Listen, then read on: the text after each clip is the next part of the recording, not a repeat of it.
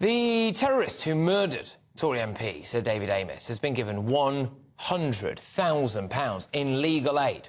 Ali Harbi Ali admitted killing Sir David in 2021. He'd also plotted to kill other MPs, including Michael Gove, apparently. I am joined now by Wasiq Wasiq, who's a counter-terrorism expert and a political commentator. Look, thank you very, very much for joining us. So you, me and everyone we know is paying for this nutter's legal fees, are we? Well, that seems to be the case, unfortunately. Ali Harbi Ali has admitted to killing Sir David Amess, and this should have been a cut-and-close case. It should have been dealt with within a couple of days, not over 7 days. And it seems that the lawyers who are representing him have managed to squeeze the taxpayers out of the money that he doesn't deserve and doesn't, frankly, need for this to go all the way to trial. But, I mean, he's not the only one. There are a long list of very nefarious characters who claim legal aid, including, by the way, some of the people who were involved in things like the Rotherham and Rochdale grooming gang scandals. I mean, they racked up huge bills. I mean, if you look at the total of those, it comes to above £1 million. The taxpayer, whether we like it or not, doesn't have a choice when it comes to forking out for some of the most disgusting people in our country, whether or not they're even born here, by the way.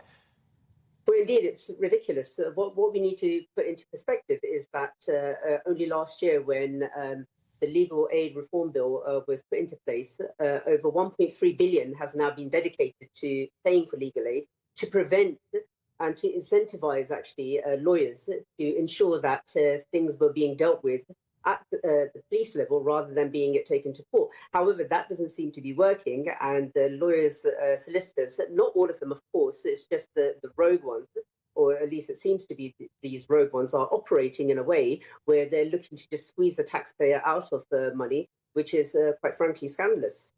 Look, you mentioned there about rogue solicitors. I'm becoming increasingly concerned about this. We've had the recent sting operation in the Mail that has shown solicitors gratuitously saying for cash in hand they can get you a fake doctor's note that will say you've got depression, you can't possibly be sent back to whatever country you came from. Oh, have you suffered trauma at sea? You must have suffered trauma at sea when you took that dinghy across the channel. You can't possibly be housed on a Bibby Stockholm barge, for example. There's loads of these ways now that our lawyers are just gratuitously coining in. Do you fear that when it comes to legal aid for terrorists, murderers, paedophiles, that is the kind of stuff they're doing as well?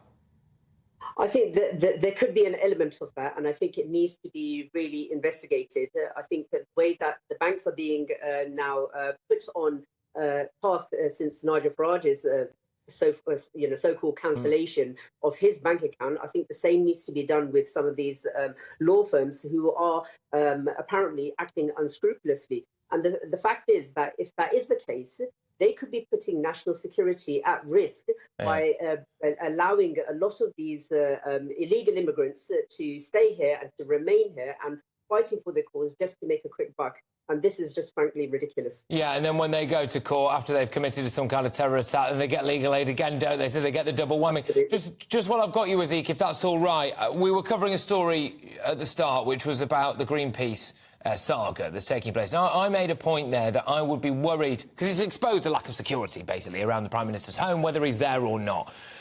Whether or not that people who are terrorists will look at things like that and think, well, actually, I can get at people who I want. Do you think that the actions of some of these people might make it more likely for terrorists to act? Well, I think what Greenpeace have done by invading the Prime Minister's home and actually putting at risk the Prime Minister, if he was there, and his family, has provided a blueprint for some of these terrorists who are looking to carry out acts of terror against the MPs. You have to remember, Ali Harbi Ali wasn't set on just killing Sir David Amess. He wanted to kill other MPs first. He just couldn't get to them, and he only killed Sir David Amess because he was able to get to them. Greenpeace are putting the lives of MPs at risk by doing something like this, and I think they need to really reevaluate how they want to get their message across. Yeah, look, Wasiq, thank you very, very much. As ever, always a pleasure. Wasiq, their counter-terrorism expert, political commentator. Quite literally killing two birds with one stone. They're £100,000 in legal aid. The other argument to it is, well, everyone deserves the right for representation. And what do? Do we end up with people who've committed or are accused of committing certain crimes not being represented? It's a tough one, but it sticks in the craw, doesn't it? That you can be a member of a grooming gang, you can slaughter an MP at a surgery, you can be a terrorist, you can be whatever, and you can be someone who's killed someone here that we can't deport, and you get legal aid. Especially in the middle of a cost of living crisis, for goodness sake, or any time.